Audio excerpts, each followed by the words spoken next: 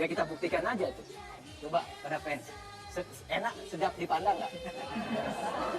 Setiap hari itu yang nonton itu bisa sampai 300. Setiap hari yang nonton bisa sampai 300. Berarti this is a very good business. Balik lagi, India Mahabharata berapa episode? Tapi Karena laku dan laris dan orang tetap nonton. Buktinya Kenapa? Karena apa itu? Jugi jagi ju, kereta berangkat. Jugi jagi ju, hatiku gembira. Selamat malam, selamat datang di Mata Najwa. Saya Najwa Shihab, tuan rumah Mata Najwa. Melalui kotak layar kaca, geliat di pojok-pojok dunia terlihat dan terbaca. Pesan dan gambar di sosial media merambat mempromosikan kabar begitu seketika. Fashion di belahan Eropa dalam satu klik terinternalisasi warga Asia. Senandung ria di negeri Sakura, terimitasi remaja Jakarta. K-pop dan produksi film lainnya merembes membuat demam anak muda seantero Indonesia. Dalam dunia yang begitu terbuka, Indonesia menjadi pemberi atau penerima? Inilah Mata Najwa. Sihir selera impor.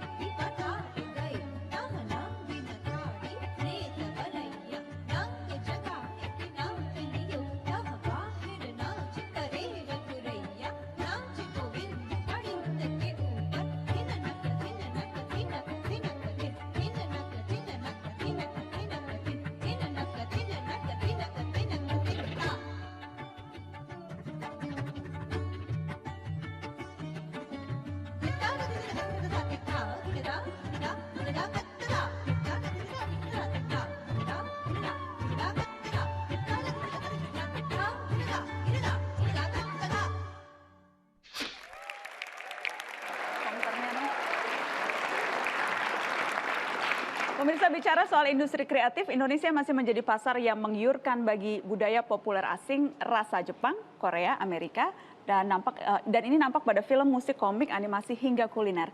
Layar kaca belakangan ini juga semarak dengan tarian dan pesona India.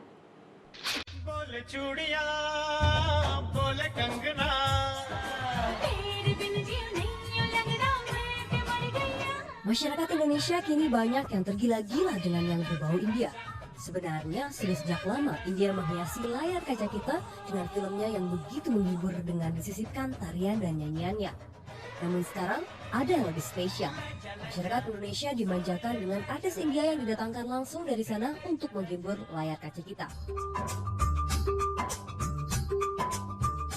Selain karena tarian dan nyanyiannya, artis India kerap kali digandrungi oleh masyarakat Indonesia karena rupanya yang menawan. Banyak artis India yang kini bahkan tinggal di Indonesia dan juga mempelajari bahasa Indonesia. Jugi jagi ju, kereta berangkat. Jugi jagi ju, hatiku gembira. Sakitnya tuh di sini pas kena hatiku. Sakitnya tuh di sini kau menduakan aku. Thank you. Dan sudah hadir di meja Mata Najwa CEO MD Entertainment yang juga seorang produser Manoj Punjabi dan Bollywood fans Isabella Fauzi. Selamat malam Manoj. Selamat malam Bella, terima kasih sudah hadir. Tadi Bella sudah menari untuk kita. Itu tarian apa Bella? Itu sebenarnya tarian Kathak, itu berasal dari tarian India Utara ya Pak Manoj. Jadi itu sebenarnya menceritakan tentang ular ini, ular kalian. Kalian itu kayak sejenis ular berbisa yang kepalanya banyak. Oke. Tarian itu menceritakan tentang ular tersebut yang berperang melawan Krishna dan akhirnya Krishna yang menang gitu. Oke, jadi liuk-liukan tadi itu Iya, liuk-liukan yang ular. begini-begini itu ular sebenarnya. Nagin. Oke. Adalah- Pemicunya apa? Kok tiba-tiba jatuh cinta dengan India dan pernak-perniknya? Pemicunya adalah karena aku pengen belajar bersyukur. Belajar bersyukur. Iya, belajar bersyukur karena kebetulan aku memang lahir sebagai orang Indonesia. Aku tumbuh dengan adat dan budaya Indonesia. Tapi kakek aku ada yang asalnya dari India. Jadi memang di keluarga aku tuh alhamdulillah Tuhan sangat baik sekali ngasih berbagai macam percampuran budaya dan bangsa gitu. Dan aku pengen belajar bersyukur dengan mempelajari asal mula nenek moyang aku. Dan ternyata setelah aku belajar budaya India, aku menemukan banyak sekali kesamaan antara India dengan Indonesia. Satu saja misalnya. Kayak kalau misalnya kita ke Yogyakarta, paling gampang deh kalau ngeliat bangunan-bangunan candi Prambanan. Itu di India juga banyak kan ya Pak Manoj, candi-candi kayak gitu. Terus cerita Mahabharata yang tadi ada artis-artisnya itu. Sebenarnya di Indonesia sendiri juga masyarakatnya sudah sangat dekat dengan Mahabharata gitu. Belum lagi bahasa-bahasa Indonesia dengan Hindi sendiri juga memiliki banyak sekali persamaan. Kayak kursi, mereka juga bilang kursi. Bumi, mereka bilang bumi. Manusia, manusia gitu. Jadi kayak sebenarnya persamaan-persamaan itu yang membuat aku justru lebih bersyukur menjadi orang Indonesia. Saya mau ke Pak Manoj. Yang jelas belakangan ini tambah. Walaupun sejak dulu kita lihat film, musik, layar lebar maupun kemudian di televisi itu masuk budaya-budaya dan pop India sejak dulu. Tetapi sekarang tambah lama tambah kencang. Apa kira-kira faktornya? Faktornya saya lihat pertama-tama budaya kita mirip. Ya, itu kesamaan itu jadi kita sangat dekat. Kita bisa relate ke film Bollywood ya. Apalagi sensasi Mahabharata di sini yang luar biasa. Dan kita juga punya budaya kita itu kemiripan itu yang bikin orang merasa oh, saya bisa relate to it. Dan interestingnya cara mereka bikin itu mereka tahu komersial. Mereka kalau buat sesuatu selalu larger than life. Sesuatu dibesar-besarin. Caranya packaging mereka sangat menarik dengan tariannya, nyanyinya. Jadi dan itu budaya mereka juga begitu. Dansa itu kayak orang nggak bisa dansa, tidak bisa jadi pemain di Bollywood. Balik lagi, India Mahabharata berapa episode? Berarti Karena laku dan laris dan laku, orang laris. tetap nonton. Buktinya Kenapa? Karena kenapa? apa? Oke, ya, Pak Manoj, tapi kenapa itu bisa begitu menyihir ya tari-tarian itu? Saya kira mereka bikin dari hati, ya. Mereka tahu itu udah jadi jiwa mereka dansa, ya. Dansa udah jadi jiwa Tapi mereka. itu tidak dengan di Indonesia kan tidak seperti itu, tapi tetap saja orang Indonesia senang sekali. Karena packagingnya sangat menarik, Packagingnya? packaging mereka jago sekali dan itu yang saya bilang kemiripan. Mereka bisa relate, ya. Karena itu dangdut juga sangat famous di sini. Jadi dan mereka bikinnya high end.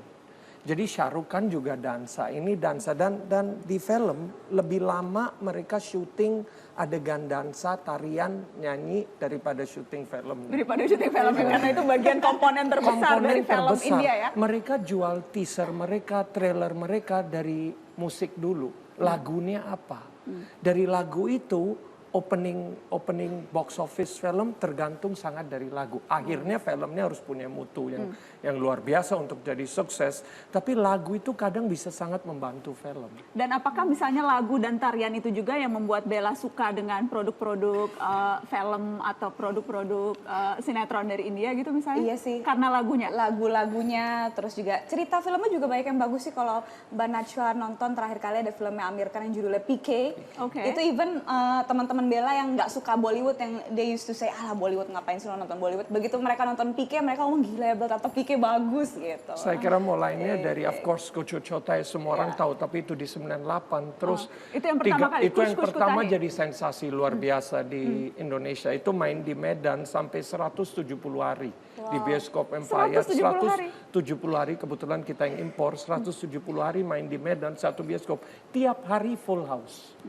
House full di sana, jadi penuh bioskop 170 hari. Dan setelah itu ada film Three Idiots yang memang diremehkan.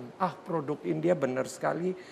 Ini kelasnya kelas bawaan. Tapi Three Idiots itu sensasi yang luar biasa. Apalagi PK sekarang. Minggu pertama saya lihat, ini ada banyak orang asing India yang nonton.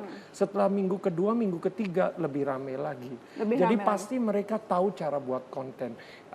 Kreativitas mereka sangat-sangat tinggi. Bukannya kita enggak, kita juga sangat tinggi.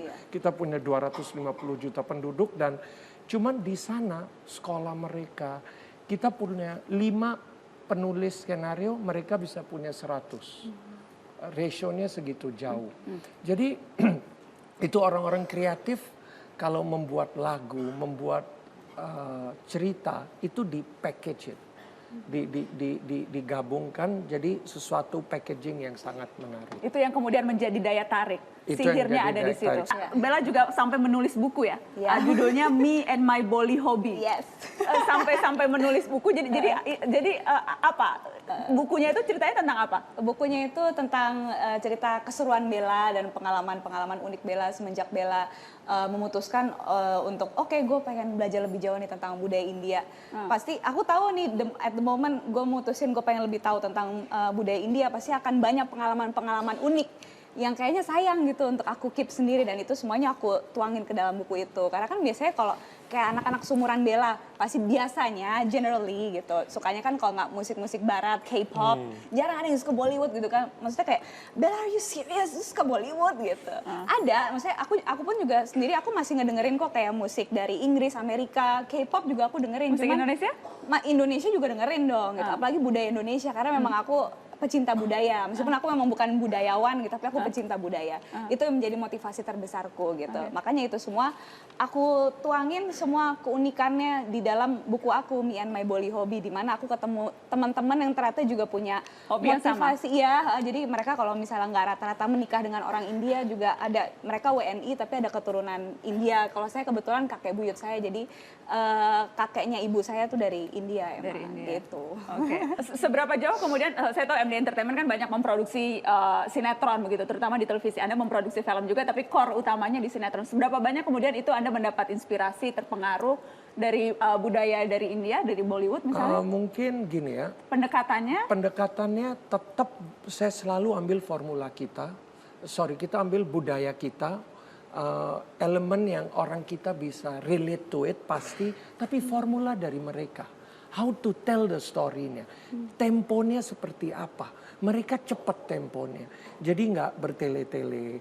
Hal-hal begitu. Tapi sinetron kita kadang bertele-tele. Ya, itu memang banyak. Karena itu kita selalu banyak. Balik lagi. Sampai berapa episode? Saya anti. Enggak. Balik lagi, India Mahabharata berapa episode? Tapi laku dan laris dan orang tetap nonton. Buktinya Kenapa? Karena apa itu? Karena gini, kalau di kita, saya percaya kita harus berhenti. Bikin 200 episode, 150 episode, tayang 3-4 bulan, 5 bulan, berhenti dulu 2-3 bulan. Berhenti 2-3 bulan, kita juga, pemain juga lebih semangat, mau syuting lagi, udah fansnya juga lebih menunggu, penulis, sutradara, produser. Jadi polanya, formatnya apa yang bisa ditiru sihirnya? Kalau saya formatnya kita jangan mau meres sesuatu. Saya anti itu. Cuman tuntutan industri beda. Jadi gimana kita bisa adjust dengan tuntutan industri dan punya pola give a break. Apa misalnya flavor India yang bisa kemudian dipakai dalam sinetron-sinetron yang selama ini Anda produksi? Flavornya apa? Flavornya bagi saya pasti entertainment nomor satu. Entertaining people, inspiring people. Lewat cara? Lewat cara gini, saya punya film Mary Riana baru rilis tahun lalu. Itu very inspiring movie.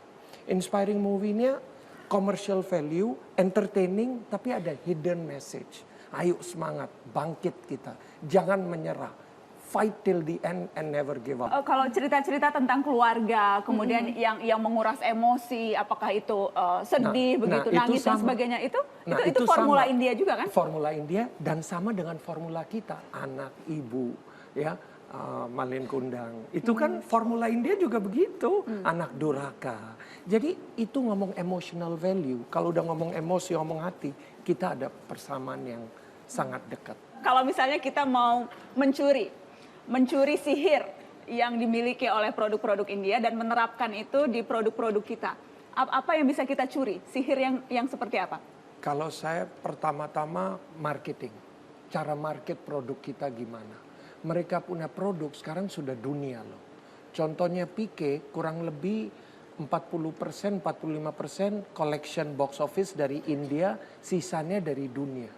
Saya kira itu kan jadi mereka bisa go internasional. Jadi mereka tahu cara market produk mereka gimana. Saya tahu mereka lebih lama dunia perfilman dibanding kita. Jadi create brand. Kalau Hollywood create apa? Create franchise. Tapi bentuk karakter di sini. Create heroes. Heroes kan nggak harus superhero Marvel gitu, nggak harus. Kalau kita bisa create luar biasa. Tapi kita bikin film misalnya, itu pemain kita. Siapa kayak Fedi Nuril kayak siapa, dia jadi sebagai Pras. Itu Pras kita besarkan. Nanti Pras itu jadi hero kita, jadi idol kita, jadi ikon kita. Sekali kita udah punya ikon, udah punya idol, wow, mereka udah jadi fans kita.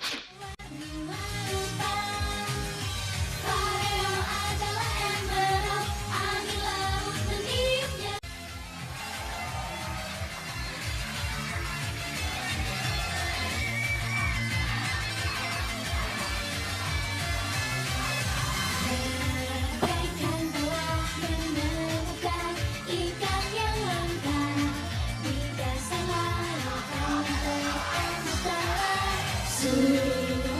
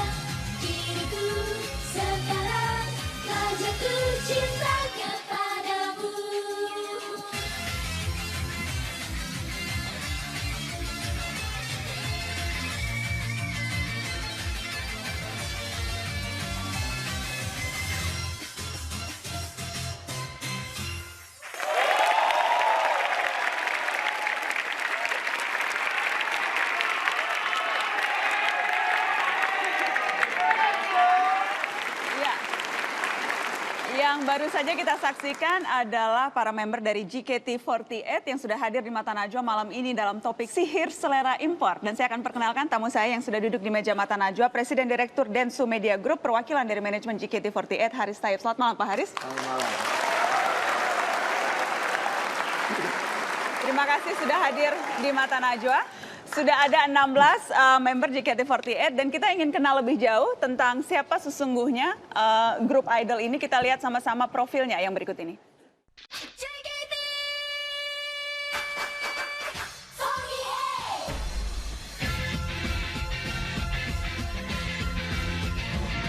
JKT48, grup idol satu-satunya di Indonesia yang dibentuk tahun 2011 ini merupakan adopsi dari AKB48. Grup idola asal Jepang yang telah dibentuk sejak tahun 2005. Saat ini, JKT48 memiliki anggota sebanyak 64 orang dengan usia rata-rata 15-23 tahun yang terbagi dari tim J, K, dan T. Malam ini saya akan menyaksikan aksi panggung dari JKT48 yang katanya bisa ditemui oleh fansnya setiap hari atau idol you can meet every day. Seperti apa sih penampilan JKT48? Yuk kita lihat sama-sama. JKT48 adalah grup idol pertama di Indonesia yang mempunyai teater pertunjukannya sendiri. Mengusung konsep idol yang bisa ditemui fans setiap hari, JKT48 mengadakan pertunjukan 6 hari dalam seminggu. Setiap harinya, ratusan fans datang untuk menonton pertunjukan tersebut. Fans JKT48 tidak pernah ragu untuk mengocek kantong mereka demi menonton performa sang idola. Kalau tiap ada show yang tim yang saya suka kan tim J, jadi kalau ada tim J perform saya akan datang gitu biasanya. Buat pribadi sendiri sih ya 1 juta sih ada lah ya. Bisa 3-4 handshake. Pokoknya apapun ada gimmick-gimmick JOT sih kalau misalkan saya tertarik sih ya beli ya.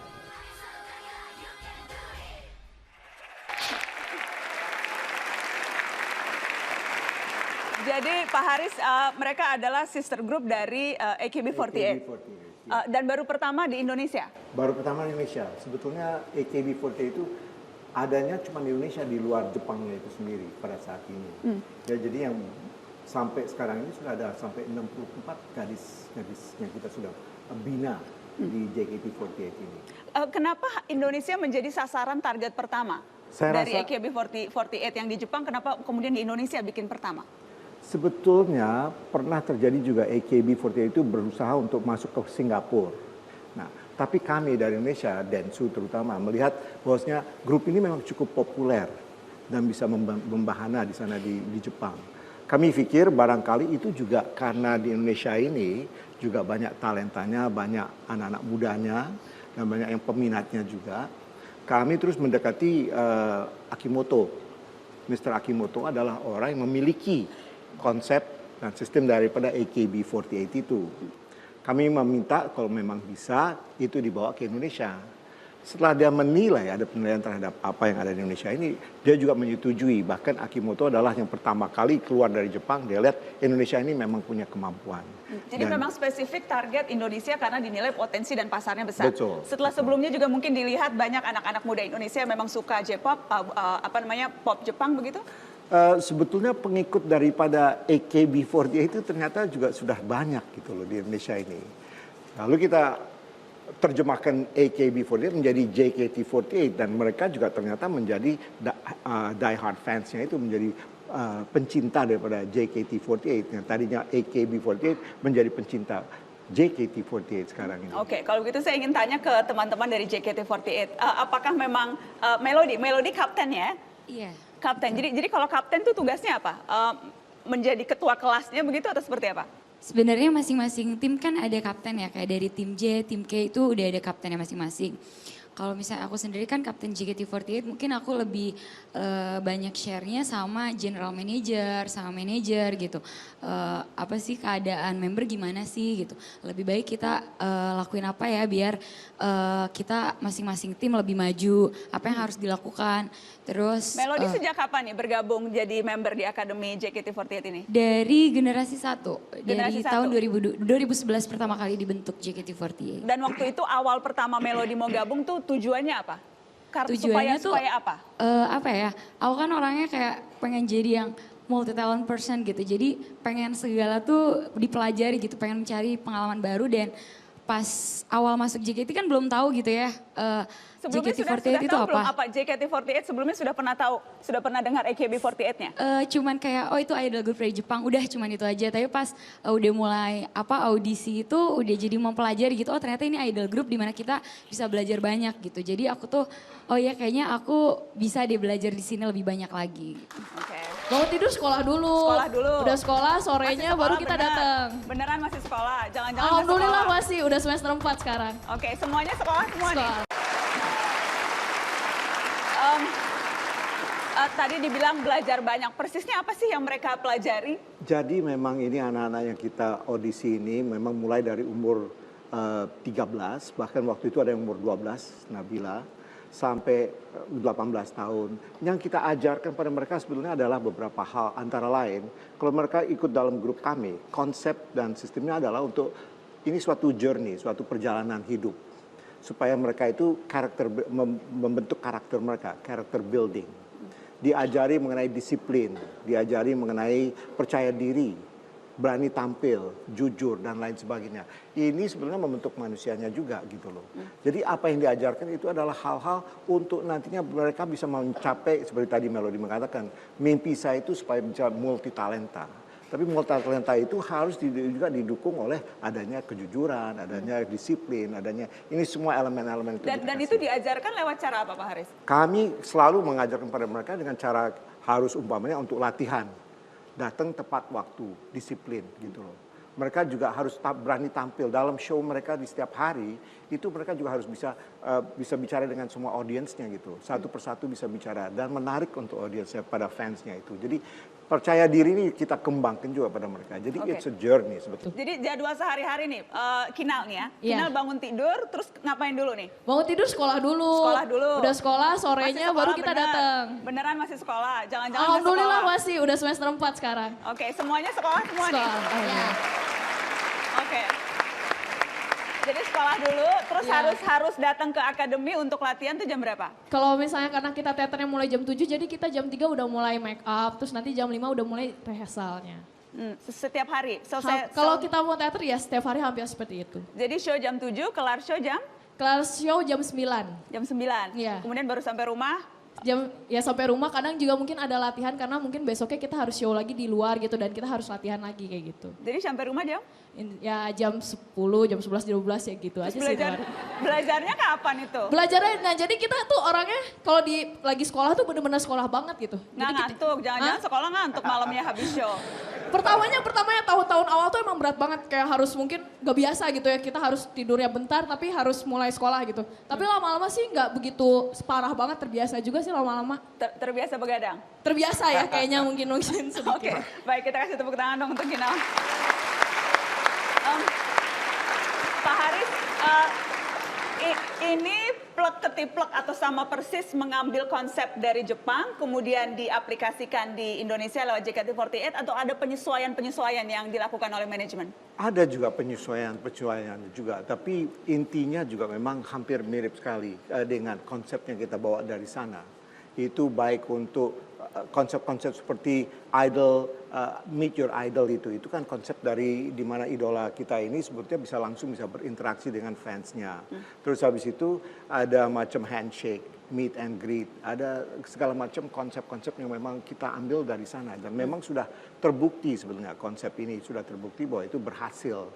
So kita hanya meniru. Kalau kita bilang ada adaptasi di Indonesianya ya dengan sendirinya jadwal sekolah dan sebagainya itu ada kita. Tapi apa misalnya yang di Jepang lakukan begitu yang kemudian tidak mungkin diterapkan di Indonesia, misalnya dari gaya performing, mungkin gaya performance-nya atau mungkin adakah sesuatu yang memang dinilai wah ini nggak cocok nih kalau di Indonesia? Mungkin ada hal-hal yang kita lihat di Jepang sana mungkin tidak sebaiknya kita lakukan di sini, jadi ada adaptasi dari kita sendiri juga ada. Dan itu dipahami oleh mereka juga dipahami. Tapi secara dasarnya kita lihat bahwa konsepnya itu hampir mirip semua gitu. Hanya hal-hal tertentu yang mungkin kita ada adjust itu untuk acara untuk masyarakat di Indonesia. Dan seberapa harus paham sih soal bahasa Jepang misalnya? Kan ada Haruka ya di sini? Ada Haruka. Haruka? Haruka. Ini Haruka. Haruka ini impor dari Jepang ya Pak Haris? AKB48 ya. Dari AKB48, jadi ini impor dari Jepang kemudian disusupkan di JKT48 begitu ya? Haruka, kalau apa bedanya kalau di AKB48 dan JKT48? Sebenarnya konsepnya sama, tapi mungkin ada baju beberapa. Kalau di AKB kan ada yang baju kayak agak seksi gitu kan, tapi di sini nggak mungkin seksi-seksi kan. Jadi nggak mungkin lah, mau lihat, enggak kan? Nah baju-baju juga mungkin beda, soalnya baju juga bikinnya di Indonesia. Kalau ini seksi nggak Haruka? Lucu-lucu ini mah, bukan seksi. Oh jadi kalau di Jepang lebih seksi? Iya kalau di Jepang lebih seksi, terus yang bikin orang bajunya beda gitu. Kalau di Jepang AKB ada yang orang AKB, kalau di sini kan ada yang desainer buat JKT gitu. Oke. Kita kasih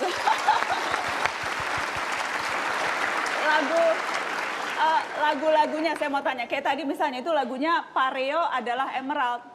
Itu apa sih pesannya? Saya tadi mohon maaf saya nggak paham pesannya Pareo adalah Emerald. Saya sampai nyatet loh. Angin laut meniupnya gadis yang telah menjadi dewasa. Kalau Pareo adalah Emerald ini tuh ceritanya kayak kita nih nyanyinya sebagai sudut pandang cowok gitu misalnya. Kan Pareo itu kan kayak kain pantai gitu ya. Pareo kalau bahasa Jepangnya Haruka ya? Yes. Pareo tuh kain pantai. Terus Emerald itu kan kayak warna-warna mutiara batu-batu laut gitu. Jadi kayak misalnya si cowok ini tuh udah kenal lama sama si ceweknya gitu. Tapi si cowoknya awalnya kayak biasa aja gitu sama ceweknya. Kayaknya ya udahlah biasa aja, tapi tiba-tiba suatu saat si ceweknya ini di pantai kayak pakai si kain pantai pareonya ini sendiri. Jadi kayak loh kok pas dia pakai pareo tiba-tiba jadi kayak dewasa ya, jadi cantik kok, jadi tiba-tiba jadi suka ya, padahal tadi biasa aja.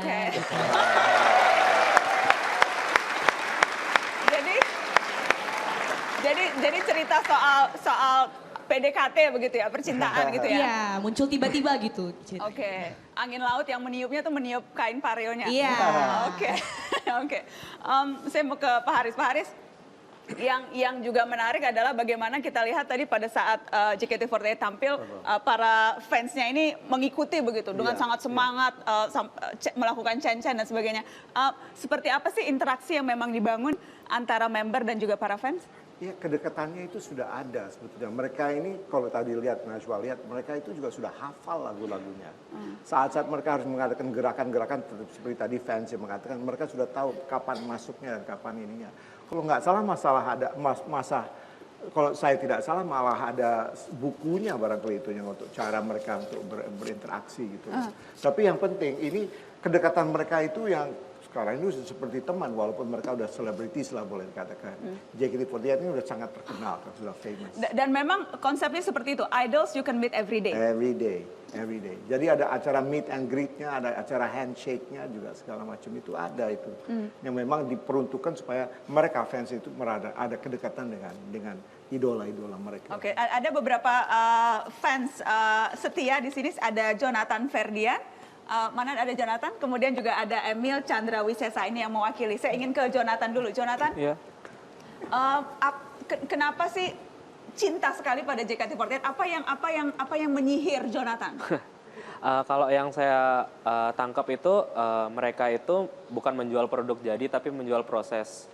Jadi kita bisa ngelihat perkembangannya para member yang dari nggak bisa apa-apa, terus kita support dan kita dukung untuk menjadi luar biasa. Itu yang membuat saya tetap stay sih. Proses? Iya. Apa misalnya? Proses yang seperti apa yang dilihat? Ya? Proses yang seperti apa yang dilihat misalnya? Kan mereka ada show tiap hari kan, hampir tiap hari. Jadi Jonathan datang tiap hari tuh? Enggak. Udah berapa kali datang show?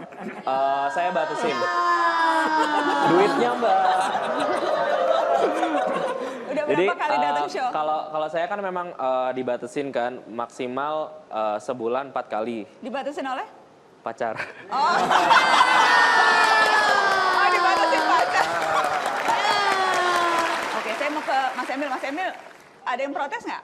Gimana? Ada yang protes juga nggak? Nggak ada yang protes. Nggak ada yang protes. Kan Mas Emil ini sudah berkeluarga ya? Udah.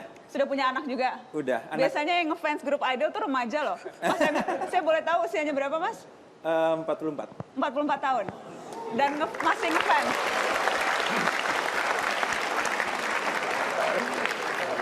Dan masih ngefans JKT48. Kenapa? Pertama saya dikasih lihat videonya oleh teman saya itu, ini saya lihat pertama biasa aja tuh lihat tuh. Ini anak-anak kecil SMP gitu. Dan anak-anak kecil biasa dengan dandanan yang nggak luar biasa, tapi justru itu yang buat jadi luar biasa karena orang-orang biasa ini berusaha untuk menjadi luar biasa.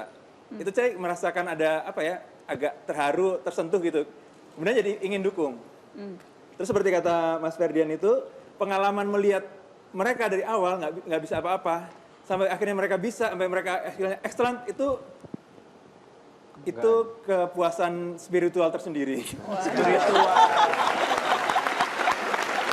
Begitu ya? 44 tahun ya. Udah 44 tahun. Tapi itu tadi. Iya, bagaimana Pak Haris? Dan apa saja yang dilakukan oleh manajemen untuk memastikan fans-fans seperti Mas Emil, seperti Jonathan ini tetap loyal dan juga bermultifikasi, bertambah banyak. Apa saja sih strateginya kalau saya boleh tahu? Kalau kita lihat ini kan selalu mereka juga selain ada mereka menyanyi setiap hari kan. Mereka menyanyi setiap hari, konser setiap hari. Konser sehari. Itu ada juga ada singlesnya yang keluar, CD-CDs-nya yang keluar, ada merchandising-nya yang keluar. Ini yang juga menarik untuk para fans untuk tetap dan itu dibeli, jadi para fans bisa membeli itu. Membelinya itu ya. Lalu antara mereka juga mahal ada. nggak sih Pak Haris? Ya relatif lah kalau menurut saya sih ya. Ada yang berani beli banyak, ada yang juga itu. Tapi saya rasa sih cukup inilah kompetitif, harga-harga sama lah di pasar. Jadi saya mau tahu sudah habis berapa banyak sih Mas Emil selama jadi fansnya JKT48 sudah berapa banyak uang Anda keluarkan untuk para member? Kalau umpamanya dihitung dari sejak saya tahun 2008 ya mungkin cukup untuk beli 1 atau 2 motor lah. Oh begitu ya, jadi puluhan juta ya. Kalau Jonathan sudah berapa banyak? Di atas 20 mungkin. Di atas 20 juta. Jadi kalau dikali ada berapa banyak Jonathan, berapa banyak Emil, lumayan juga ya Pak Haris? Lumayan. Setiap hari itu yang nonton itu bisa sampai 300. Setiap hari yang nonton bisa sampai 300. Berarti this is a very good business. It's good business, tapi kita nggak lihat dari segi bisnisnya. Kita lihat bahwasanya ini memang idols ini yang ini kan kita sudah sekarang masuk ke generasi keempat nih, Najwa, generasi keempat. Dan ini lagi-lagi ini adalah anak-anak yang mau ikut karena mereka lihat bahwasanya itu tadi. Teman-temannya ini menjadi bukan hanya saja populer, dekat dengan fansnya, jadi bukan hanya dari segi komersial, tapi itu tadi, they become better, menjadi manusia yang lebih baik lah gitu. Setiap interaksi yang dilakukan antara member dan fans itu kan ada biaya yang dikeluarkan. Iya ada juga sih, interaksi itu ada. Karena ini kemudian yang menarik ketika handshake, ada kesempatan untuk bisa berinteraksi lewat handshake, dan kemudian kalau saya tidak salah dihitung timingnya 10 detik, dan membayar voucher Rp40.000. Beli CD seharga Rp40.000. Beli CD seharga Rp40.000, bisa bersalaman dengan member selama 10 detik. Tapi kalau teman dekat mau foto nggak beli CD Pak. Kalau teman dekat mau salaman aja. Betul sih, betul. Ini menarik, kita lihat tayangan yang berikut ini.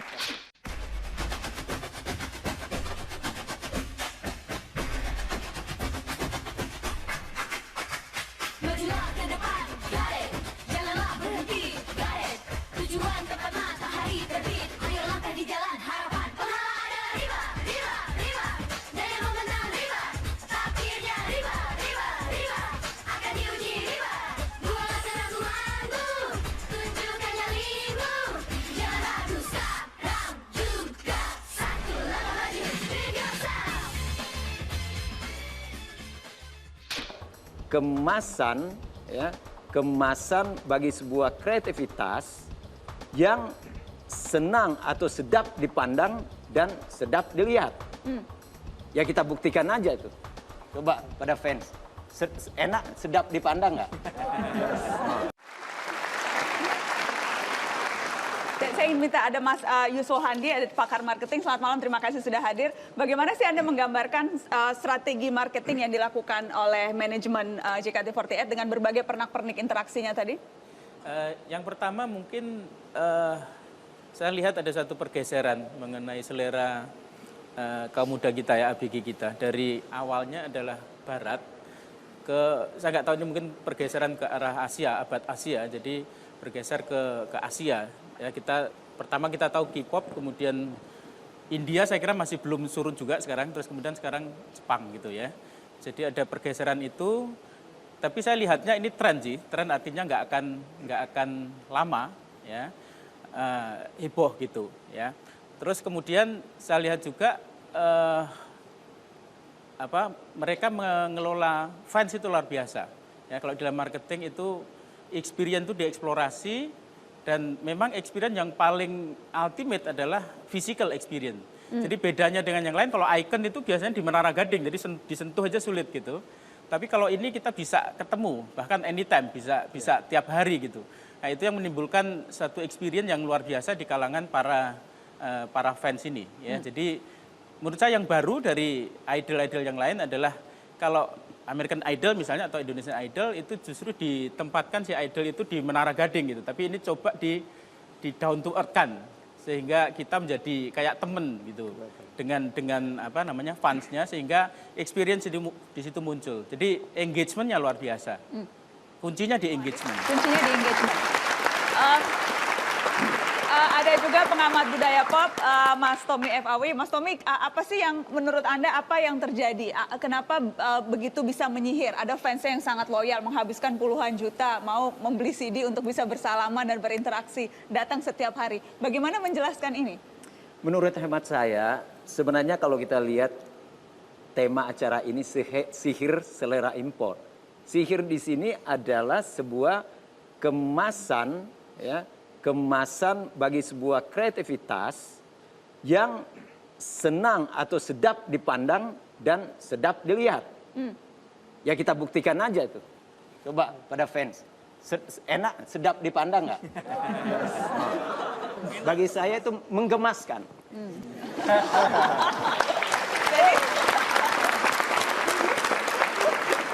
Jadi Anda pun sudah dari pandangan dan pendengaran sama-sama menggemaskan. Menggemaskan. Dan itu alasan yang cukup untuk bisa membuat banyak orang mau rela antri, melakukan banyak hal begitu demi idolanya? Dan tidak ada hubungannya tadi dengan masalah tadi import itu. Yang penting mereka memberikan itu dan yang melihat itu asik. Dan satu lagi poinnya, heboh.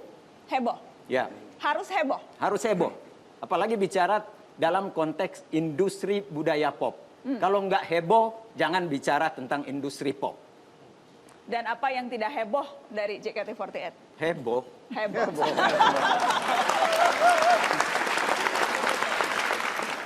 Kalau dari kacamata teman-teman member JKT48, apa sih hal tergila yang pernah dirasa, wah ini fansnya sampai rela melakukan ini? Melody? Apa ya, sampai gila tuh banyak gitu. Misalnya ada fans apalagi yang dari luar kota, mereka tuh antusiasnya juga besar juga gitu. Kita kan banyak fans juga di apa ya, kayak Jabodetabek gitu ya kan, seputaran Jakarta karena teater kita di Jakarta. Tapi di fans luar juga dia tuh berusaha gitu untuk menarik perhatian kita dengan cara kayak misalnya bikin lagu, bikin project gitu. Apalagi kan kayak misalnya member ulang tahun, pasti biasanya suka jadi TTI gitu. Minimal tuh TTI, Trend Topic Indonesia, Trend Topic Indonesia gitu. Jadi fans member juga seneng gitu dibuatin sebuah project dari fans, dibikinin lagu, terus dibikinin. Apalagi sekarang kita lagi pemilihan member single ke-10, jadi dipilihnya benar-benar dari fans dengan mendapatkan CD single ke-9 kita, Pareo Adalah Emerald, fans itu dapat voting card untuk memvote OSI-nya untuk jadi OSI itu apa, Melody? OSI itu idola member favorit gitu, member favorit. Jadi untuk ngevote member favorit biar masuk ke single yang ke-10. Karena biasanya kan single itu dipilih dari manajemen, tapi kali ini tuh dipilih benar-benar dari fans. Jadi kita bisa ngeliat gitu, wah seberapa besar sih fans bisa ngedukung idolanya biar bisa berada di depan gitu. Kita harus bisa punya kualitas excellent. Tanpa itu kita tidak bisa bersaing, even di dalam negeri.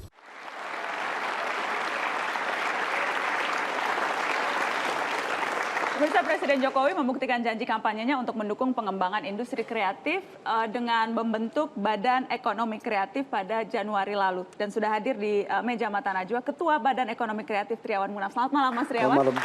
Terima kasih sudah hadir di Mata Najwa. Terima kasih. Malam ini kita bicara sihir selera impor, budaya-budaya pop yang masuk. Tadi di awal kita bicara soal J-pop, ada JKT48, kemudian juga tadi kita bicara soal budaya pop India. Saya ingin tahu, Anda melihatnya seperti apa sih serbuan budaya impor yang masuk ke negeri ini? Ya, kita sekarang sudah hidup di zaman globalisasi kan.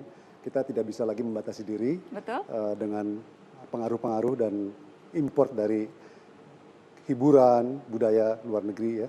Tapi yang harus kita lakukan adalah bagaimana kita memperkuat di dalam negeri. Apa yang rencana Anda dan teman-teman di Badan Ekonomi Kreatif lakukan untuk bisa mengimprove dan membuat kita memang siap bersaing dengan serbuan ini? Ya, di tahun pertama ini Badan Ekonomi Kreatif kita harus memperkuat fondasi.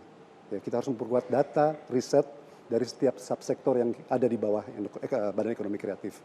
Tanpa data, tanpa riset, ya, tanpa fakta yang kita kuasai, kita tidak tahu dari mana kita bisa start. Tidak ada benchmark kan. Ya, saya tidak mau kita melakukan sesuatu yang tidak bisa tidak terukur. Ya. Jadi tahun pertama kita harus membuat fondasi, lalu nanti kita baru memikirkan bagaimana setiap subsektor itu kita garap, ya, agar kita punya daya saing. Ada 16 subsektor. 16 subsektor. Kalau kita bicara industri kreatif ada banyak sekali itu, mulai dari kuliner, Film, fashion, fotografi, desain produk, graphic design, seni pertunjukan. semuanya, musik. Semuanya itu ada di bawah Badan Ekonomi Kreatif. Betul. Anda akan fokus di mana kalau kita bicara bagaimana memantapkan budaya kita? Ya, jadi saya harus realistis tentunya. Ada satu subsektor yang harus kita benahi karena itu merupakan lokomotif dari hampir semua subsektor yang lain. Kita Yaitu? bisa film. Film ini satu subsektor yang sangat mungkin kelihatan sumbangan kepada PDB-nya ya masih kecil. Tapi multiplier efek yang harus bisa dihitung itu luar biasa besarnya. Kalau kita ibaratkan film itu sebuah lokomotif dengan satu masinis, tapi dia mengangkut gerbong-gerbong, ya, mungkin 20 gerbong dengan ratusan penumpang. Nah, ratusan penumpang itu adalah subsektor yang lain. Dalam film kita bisa punya seni pertunjukan, bisa punya kuliner, musik, fashion, you name it, gitu. Kita bisa membawa. Bisa jadi satu kendaraan yang sangat besar untuk bisa memasukkan unsur-unsur kreatif yang lain. Iya, film itu, ya, film adalah kekuatan yang bisa mempengaruhi dunia.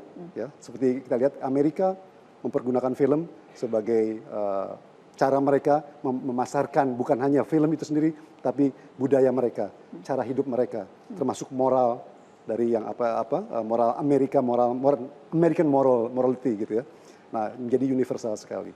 Kalau dilihat dari budaya pop yang masuk ke Indonesia, apa sih yang menurut Mas Triawan bisa kita tiru dari mereka? Dari apakah tadi Pak Manoj katakan cara mereka mengemas, cara kemudian mereka memasarkan, tapi adakah yang lebih dari itu kalau kita lihat keberhasilan K-pop, J-pop, India begitu ya? Satu hal, kita harus menguasai excellence. Ya, produk kita harus excellence. Kita nggak bisa menjual produk mediocre. Yang kita lihat budaya Korea yang masuk ke sini, budaya India yang bukan saja menguasai di negaranya, tapi bisa invasi ke negara lain karena ada excellence. Ada nomor satu mereka harus talent dan usaha dan pengemasan yang luar biasa gitu. Kita tidak bisa nggak bisa setengah-setengah. Nggak bisa setengah-setengah. Kalau kita ingin, jangankan kita bersaing di luar, bersaing di dalam negeri saja dengan 250 juta konsumen, ya kita harus bisa punya kualitas excellent. Tanpa itu kita tidak bisa bersaing, even di dalam negeri. Gitu. Harus cukup ngepop juga, harus cukup Persis. Supaya laku begitu. Dengan kekayaan budaya kita harus memiliki nilai universal dari produk entertainment kita. Jangan kita terlalu terikat dengan tradisional, tapi tradisional itu menjadi kekayaan kita untuk menjadi nilai-nilai universal. Kalau kita lihat PK India, tarian-tariannya sudah tidak lagi tradisional, tariannya sudah modern dengan touch of India. SNSD Korea, Girls' Generation, sangat universal. Itu seperti orang Amerika aja, tapi mukanya muka timur, cantik sekali gitu ya. Tapi lagu-lagunya universal, tapi diselipkan beberapa kata Korea misalnya ya. Tanpa universality kita tidak bisa menembus dunia. Dan juga di Jadi harus dalam cukup negeri unik, juga. tapi juga harus bisa universal sekaligus. Universal, kuncinya universal. Oke. Kalau kita mau go internasional dan go Indonesia, go local. Oke, kita kasih tepuk tangan. Saya ingin ajak untuk bergabung ke meja Mata Najwa. Ada dua pelaku industri kreatif. Yang pertama adalah pelaku industri kreatif komikus. Saya ingin panggil Mas Beng Rahadian untuk naik ke Mata Najwa. Dan juga ada satu orang pelaku industri kreatif dari bidang kuliner, tepatnya yang membuat keripik yang sangat fenomenal. Maici, kita panggil Dinas Ginanjar Merdeka. Selamat malam Mas Beng, terima kasih sudah bergabung. Selamat malam. Dimas, terima kasih sudah datang, silakan duduk. Saya ingin mengambil 2 contoh. Tadi kita sudah bicara film, industri kreatif yang lain, tanggung jawab Mas Riawan ada banyak sekali nih. Komikus, kemudian juga ada kuliner. Saya mau ke komikus dulu. Mas Beng, ceritakan dong kondisi komik kita sekarang seperti apa sih? Ya, kalau komik lokal sekarang sebetulnya dalam tataran artistik itu sedang indah-indahnya. Lagi indah-indah? Ya, tapi kalau dari segi jualan itu tidak indah memang. Ya. Wah, yang gawat tuh yang jualannya nggak Ya, indah betul. tuh. Gimana caranya indah tapi juga Tapi jualannya jualannya bagus. juga indah gitu ya. Ya, pertama kita ada infrastruktur yang memang harus dibangun. Pertama dari mulai bahan baku seperti kertas, kemudian penerbitan sampai kepada distribusi. Ini kan harus saling mendukung. Di kita untuk komik lokal ini belum bisa berjalan. Jadi belum ada sinergi yang cukup. Sekarang yang paling laku kalau kita bicara komik tuh dari mana? Komik Jepang kah misalnya? Kalau di pasarannya masih komik Jepang, Yang menguasai pasar kita komik terjemahan, Jepang? impor terjemahan. Itu masih menguasai pasar. Dan kita kalah telak kalau bicara kreativitas, kita kalah telak dari Kalau kreativitas komik-komik Jepang. enggak. Kreativitas enggak kan? Kita masih bisa bangga dong. Kita, ya saya kira zaman sekarang ini talent-talentnya sudah mumpuni dari segi artistik dan kemudian dari segi konten pun mereka sudah bisa beragam.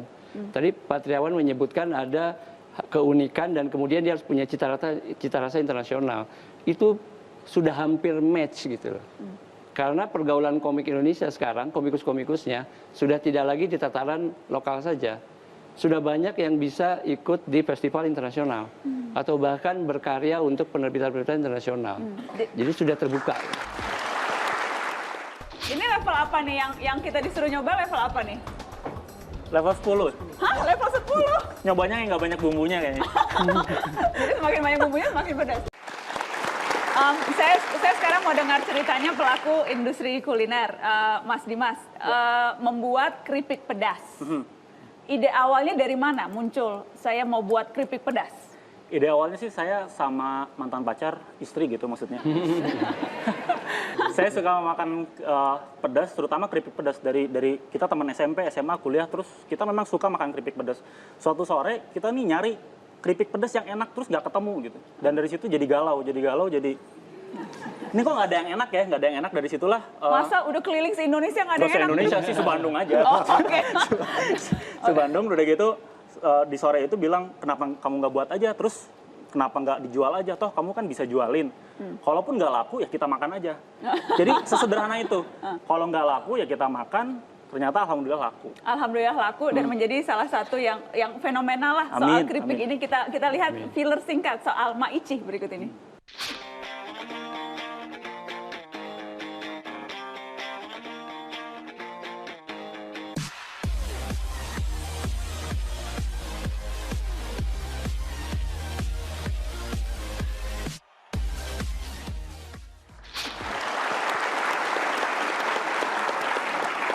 Jadi bedanya dengan keripik lain apa?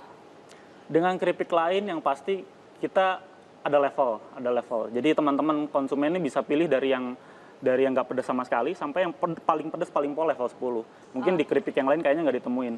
Jadi pakai level kadar kepedasan begitu ya? Betul. Ada berapa kadar nih ketika pertama kali dulu? Pertama kali dijual dulu sampai 10 level, cuman sekarang dikerucutin jadi ada 4 aja. Jadi dari mulai nggak pedas? Dari mulai nggak pedas, dari level 1 sampai level 10. Cuman sekarang yang dijual tuh cuman level 3, 5, 10, dan level 0 yang nggak pedas sama sekali. Nggak pedas sama sekali? Betul. Enak nggak sih keripiknya? Oh pasti enak. Kalau penjual pasti bilangnya enak. Betul. Gimana kalau kita buktiin? Bisa ya? Boleh, Coba dong boleh. penonton studio juga boleh nggak dikasih keripik? Kita mau dong cobain keripiknya. Coba kita tes food dulu. Coba yang lain dibagi. Kita coba. Mangga. Ini level apa nih yang kita disuruh nyoba, level apa nih? Level 10. Hah? Level 10? Bismillahirrahmanirrahim. Ini level 10 seharusnya paling pedas. Harusnya paling pedas. Paling pedas, coba kita coba. Pedas nggak sih? Pada nyobain nggak? Coba ya. Yang paling kecil. Nyobanya yang nggak banyak bumbunya kayaknya. Jadi semakin banyak bumbunya semakin pedas. Iya, memang enak. Thank you. Enak nggak? Pedas nggak? Pedas. Jadi ide membuat tingkatan level itu salah satu ide marketingnya, ide untuk menjualnya atau seperti apa? Betul, ide marketing, cuman memang terinspirasinya dari teman sih sebenarnya. Di awal kita jualan tuh nggak ada level sama sekali. Cuman ketika di awal kita jualan itu ada teman yang ngerasa jadi aneh. Di teman yang satu bilang ini nggak pedes. Di teman yang lain bilang ini kepedesan. Oke. Nah, jadi dari situ, oh kenapa nggak kita bentuk aja dari yang nggak pedes sampai pedes sampai yang pedes banget. Di situ baru terpikir jadi ada level gitu sampai level 10. Dan ini kemudian menjadi cara menjual, gimmick dari penjualan. Betul. Semakin pedas orang makin tertantang dan akhirnya pengen sampai ke tahap ya sampai level 10 pengen nyobain banget gitu. Tahan nggak dan kuat nggak gitu. Dan itu menjadi gimmick lah ya. Banyak nggak yang paling laris, yang paling pedas? Justru yang paling laris level 10 sampai hari ini. Ya? Sampai hari ini ya. Kita kasih tepuk tangan dong. Baik, bicara lebih umum. Tadi rumusan yang saya sudah dapat harus unik tapi juga harus universal. Yes. Apalagi yang bisa kita lakukan saat ini sehingga kita tidak hanya menjadi penerima tapi juga kita menjadi pemberi. Kalau kita bicara budaya pop. Ya, kita harus memilih tadi ya, memilih budaya yang mana, subsektor yang mana yang akan kita prioritaskan. Kita beresi dulu Komik sesuatu yang menarik dan tangible untuk bisa dibuat menjadi lebih maju, teman-teman komikus? Tentu saja, tergantung dari teman-teman komikus ini, ya. Karena seperti saya sebutkan, kreativitas adalah sumur-sumur. Seperti juga hasil sumber daya alam, itu kan memerlukan sumur-sumur. Pertamina menggali sumur-sumur, ya, dan itu harus dilindungi dengan hak. Kalau semua orang bisa menggali di situ kan rusak. Harus Pertamina saja misalnya kan, atau perusahaan minyak. Nah kalau sumur-sumur kreativitas itu ada di setiap orang, tapi harus tetap dilindungi IP-nya, intellectual property-nya. Ya. Ya. Terima kasih sudah hadir di Mata Najwa, Mas Triawan. Mas Beng, terima kasih sudah hadir. Sama-sama. Kemudian juga Mas Dimas, Mas Bob panggilannya. Sukses terus dengan keripik maicinya. Amin. Ya. Dan saya dengar ada komik untuk Mata Najwa. Iya. Kita sudah bikin komik untuk Mbak Nana. Jadi salah satu tokohnya juga beliau. Oh begitu ya, menjadi tokoh. Terima kasih banyak. Ini dibuat oleh teman-teman siapa? Ini dari Akademi Samali. Akademi Samali. Pembuatnya layarnya mana di sini? Pembuatnya namanya Thomas Sujakto. Ini ceritanya tentang seperti judul episode Mata Najwa ini, Sihir Selera Impor. Oh ini saya nih? Iya, jadi ini namanya jadi karakternya Sri Asi. Sri Asi itu karakter yang dibuat oleh Era Kosasi. Ya ini karakternya, jadi mereka lebih asik dengan selfie dengan mungkin JKT48, jangan 48, sorry. Terus kalau UUD 45 JKT48. Oh ini jadi ceritanya itu ya? Karakter ada yang dari India, Mahabharata. Jadi dicuekin gitu maksudnya. Oh dicuekin, atau tapi mudah-mudahan nggak dicuekin ya. Mudah-mudahan selera impor sihirnya bisa kita ambil untuk kemudian juga menyihir yang lainnya.